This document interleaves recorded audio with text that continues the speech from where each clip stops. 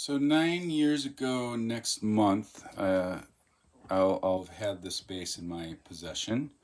When I got to Cape Girardeau, Missouri, the Teen Challenge facility there, um, and you couldn't keep your instruments in your rooms. You had to keep them in the equipment closet, and so this was sitting in a case in the equipment closet, and I checked it out, and hey, what's up? And it didn't function. Um, it was shorted out, um, and yeah, so it didn't work. I had asked about it to a couple people a few times, and um, just kind of said, "What's going on with that bass? Is it for sale? Is it something I can have?" Blah blah blah. And I was kind of, it was always the question was always kind of kicked down the road, but nobody, gave me a hard no. Um, anyways, when I graduated and I had to go back to the equipment closet and grab my bass, I just grabbed the case for this, and so I rescued it. I rescued it from being abandoned in a closet. Um, then I had it in a closet at my folks' place for a while and kind of forgot about it. And then eventually thought, oh, I should do something with that. And so I got a Bartolini. The size here, it just needed a little bit of routing, just for lengthwise. And so then I sent it over to a friend's house, and he was going to wire it up for me. And then we had a global pandemic, and so it sat in his closet for a while. Um, a few months ago, Julia Grooves on YouTube. She's a young woman from Poland. I don't know if she's done with college. I think she got her performance degree like earlier this year because she had her senior recital or whatever. Phenomenal bass player. She's got a few videos that have like multiple millions of views. Anyway, so she got a 5 string Lockland, and featured it in a video. And I'm not really a 5 string guy, but I'm not like opposed to it or whatever. Like, to each their own. And so, anyways, this video just kind of got me shopping for 5 strings and looking at them um, and so then I'm like, oh yeah, I have a 5 string. I have one. So I call my buddy and say, hey, you still got that in the closet? And he goes, oh yeah. And I said, can I get that back? And so I got it back, and then things happened pretty fast. Okay, so let's go to the headstock. We'll start where we're at. All right, so 3 string retainer. Um, in my own experience, the Reverend Dub King is the only one that has had an angle where I haven't had an issue, and added a string retainer. Fenders, if you get enough winding on the A string, you're okay, but I think you're just better off upgrading to a 3 string retainer.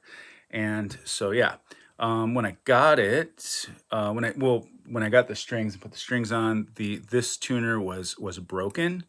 And then once I dropped in a new tuner, it just didn't look right. And so I ended up having to spend some more money. Yeah. So black and gold, which I wouldn't, I wouldn't pick this out. But that is the colors of my high school and Sycamore Spartans. Go Spartans. And I like it. It looks cool. It's not what I would gravitate towards, but I think she's hot. Okay, so it's kind of got a narrow string spacing and just ergonomically, it just the way my hand falls here, and I'm able to pick with it and play down by the bridge. Uh, it just, yeah, the string spacing, it just plays and feels different than the other two, which is awesome. That's what you want. That's what I want. I want every bass to just have a unique role. Have they're all tools in your toolbox. So I have the same Phillips screwdriver, over and over again. So with this project, it was all about trying new things. So you have an original voicing Bartolini rather than the classic. You have half wound strings, which are between a flat and a round. This right here, you can hear the click.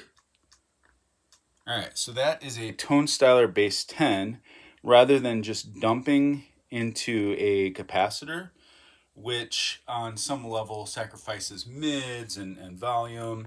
And a lot of bass players don't even use the tone knob, and like my Fender is wired straight to the jack. I use the tone on the Dub King just because I'm going for more of a Jameson that vibe. But so with this guy, it's these kind of precise increments without sacrificing frequencies, and there's a couple that just like with a pick or with harmonics, it just pops. It's I'm pretty happy with this guy right here. Let's see. Oh, let me show you the back really quick. So yeah, that's where the battery went. This actually, the shape of this worked out perfect, and I took a little bit of this off the top, and then kind of left that just to not to have all of the logo. Piece of tin foil, yeah, under there. I figure it's not gonna hurt. Maybe it'll help just kind of cut down on any interference. Okay, so Redbubble. Because I was looking at Stephen King, Dark Tower stuff, and The Shining, this sticker came up, and just I like the sticker, and I didn't know, I hearted it, and then when I came back to this project, I thought, well, yeah, maybe that'll work, and then kind of once I knew what the size was, just sort of figured out, like, okay, yeah, if I cut here and I do this and ended up really, so I mean, it's the Shelley bass. It's named for her now. By the way, if you haven't seen the live action Popeye with Robin Williams and Shelley Duvall as Olive Oil, I'm not gonna say like, oh, it's this great movie, but it's definitely a must see. It's something you need to experience at least once. I have been on a big Dimension 20 dropout kick lately. I'm really enjoying the content that they're putting out, and yeah, and actually I did a Jameson Dimension 20 tribute that's on the YouTube from this particular campaign. Yeah. Yeah, Bob's Burgers doing a little Wolf and Cub thing. This quote is from a Dimension 20 campaign. And so there was actually a character from that campaign, but I used extra sticker to cover that up just to make things a little simpler. So this is actually covering up a little hole that was probably a passive active switch. This was a couple, 2 or 3 holes for the active preamp that came with it, and so now it's just volume and that tone styler. Let's see. Yeah, it's cool bass. It's at least 30 years old. It's made in America, and it's a Peavey, back before Peavey was what it is now. All right. Go Bears.